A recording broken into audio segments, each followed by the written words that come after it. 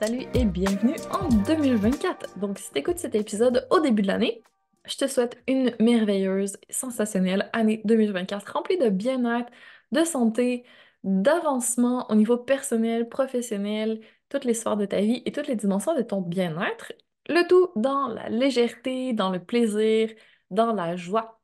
Et j'espère que tu créeras des moments mémorables en 2024 pour que quand tu regardes en arrière, que tu sois fier de ton année. Si tu connais un peu la numérologie, quand on additionne les chiffres de 2024, ça nous donne le chiffre 8. Et là, sachant que en numérologie, quand on additionne, on peut se rendre jusqu'à 9, on peut pas aller plus loin, après ça retombe à 1, ben on arrive à la fin d'un cycle bientôt. Donc, le chiffre 8, l'année 8 en numérologie, c'est l'année de la récolte. Donc là, on va récolter un peu ce qu'on a semé ces dernières années. Donc, au niveau de ton karma, j'espère que c'est du beau qui se prépare pour toi.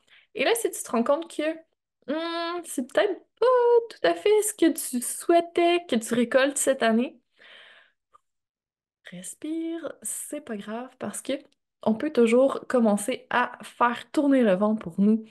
Et cette année, on travaille là-dessus. Vraiment, c'est l'année de la récolte, de l'expansion et de faire en sorte d'être heureux de ce qu'on a semé et de ce qu'on récolte. Donc, pour savoir un petit peu où on s'en va, je trouve toujours intéressant de commencer par faire un petit récapitulatif, regarder d'où on vient. Donc, qu'est-ce qui s'est passé en 2023? Alors, pour moi, au niveau du podcast, ce que je retiens, j'ai envie de te parler un peu depuis 2022, les épisodes qui ont été le plus écoutés, pour voir au niveau qu'est-ce qui résonne avec vous. Je trouve ça intéressant.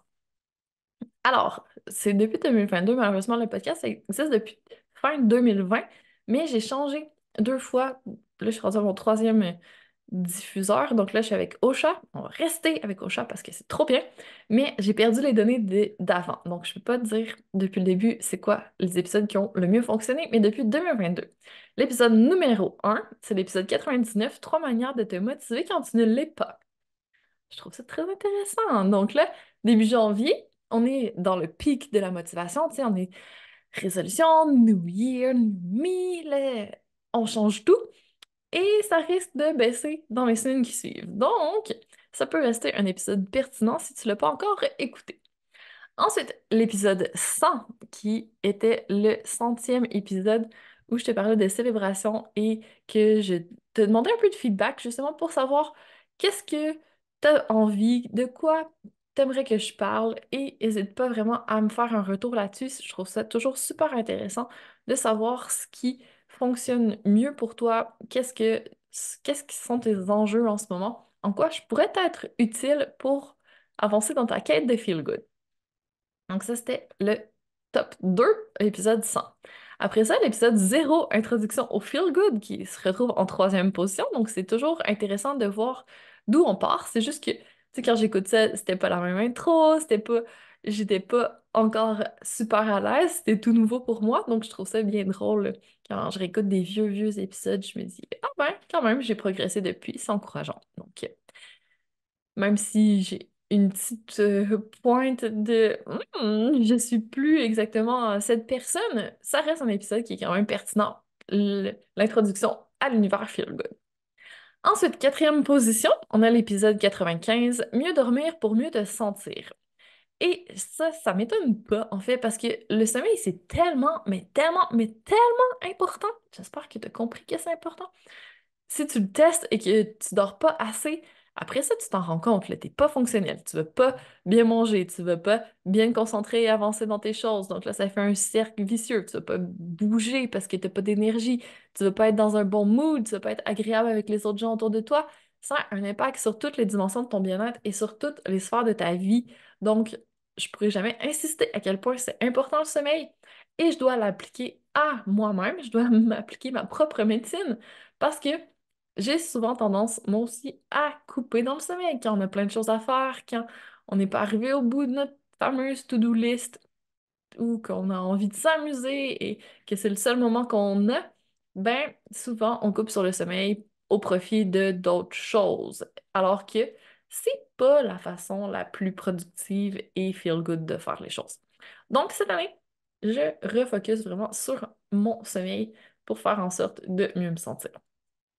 Moi-même, tu vois, personne n'est parfait, c'est pas grave. Au moins, on a des outils et on peut se réaligner quand on en a besoin. C'est ça l'important.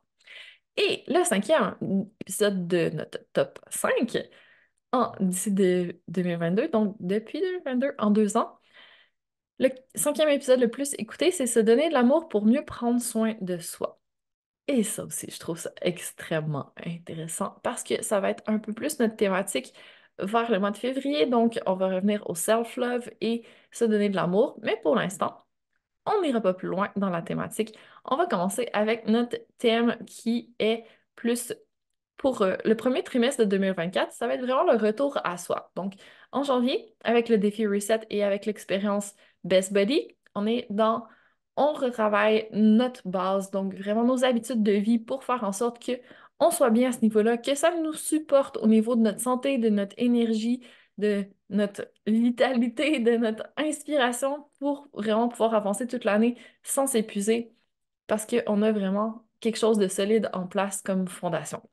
Après ça, au mois de février, on va aller chercher plus se respecter, aller donner de l'amour à notre corps, commencer à harmoniser notre relation avec nous-mêmes, qui est super important aussi, et notre relation avec notre corps, qui est le focus principal du mois de février. Parce que souvent, je dis pas que c'est tout le monde, je dis pas que c'est tout le temps, mais c'est facile de tomber dans ah, je vois que mes défauts, ça m'énerve. Je veux changer mon poids, je veux changer ma silhouette, je veux changer la cellulite que je vois, je veux changer ci, je veux changer ça. Et on n'aime pas notre corps dans ces conditions-là. Alors que c'est la base. Tu sais, si on veut bien prendre soin de nous, il faut avoir de l'amour pour notre corps, il faut avoir de l'amour pour nous-mêmes. Et c'est à partir de ce moment-là qu'on va prioriser et qu'on va pouvoir faire en sorte de changer les choses. Mais c'est pas productif de se détester et de se punir et d'être dans une relation de haine comme ça avec soi-même. Alors, on va essayer de ramener un petit peu plus d'amour, si tu le veux bien. Et si j'en ai besoin, on en a tous besoin, personne n'est parfait là-dedans non plus, et c'est tout bien comme ça, c'est parfait, on avance. Et là, au mois de mars, on va arriver à la fin de notre trimestre.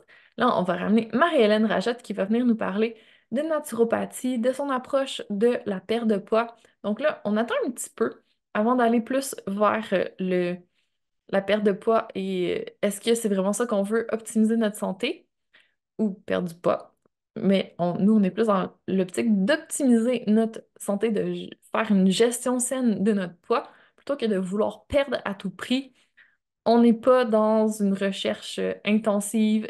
Le mot régime est interdit dans l'univers de Marie-Hélène. Donc, on va vraiment le faire dans une approche bienveillante. Si, une fois qu'on a fait le travail, c'est qu'on a mis des habitudes qui nous servent, qu'on a fait un peu de ménage et qu'on a amélioré notre relation avec notre corps, là, si on a envie d'aller plus loin pour optimiser, on va pouvoir le faire avec Marie-Hélène. Et après ça, pour le trimestre suivant, on va changer. On va aller un petit peu plus dans le mindset, dans les émotions et dans les relations avec d'autres personnes. Puis après ça, on va continuer à progresser dans notre année vers d'autres dimensions et vers d'autres aussi dimensions de notre bien-être et sphères de vie. Pour que durant notre année, on ait vraiment mis en place chaque mois une thématique différente, des petits pas pour avancer et faire en sorte que 2024 soit une année sensationnelle, qu'on sente complètement bien dans toutes les sphères et dans toutes les dimensions. Donc ça, c'est vraiment mon objectif pour 2024. C'est pour ça que j'ai créé les expériences du bundle sensationnel. Tu peux acheter les expériences à la pièce, donc en acheter juste une, comme en janvier, là, on fait Best Buddy. Mais si tu as confiance, que tu es vraiment engagé envers ta croissance personnelle, ton évolution et ton bien-être, que tu veux y aller pour le bundle, les 12 expériences, vas-y all-in. C'est sûr que ça va te coûter moins cher, tu as un tarif préférentiel et tu es vraiment engagé, tu es là dans l'univers Feel Good et tu avances. Tu fais vraiment en sorte de prioriser ton bien-être et de faire en sorte de te sentir bien. Donc, c'est ce qui s'enligne pour nous, ce qu'il y a dans les tuyaux pour 2024. J'espère que Ça te plaît, qui était dans la même vibe que moi, de continuer notre ascension de la montagne de la croissance personnelle, notre montagne qui n'a pas de sommet, donc on s'arrête pas, on continue à monter un pas à la fois, sans s'épuiser, sans que ce soit pénible, sans qu'on soit toute seule, perdue. On y va ensemble et on s'amuse surtout.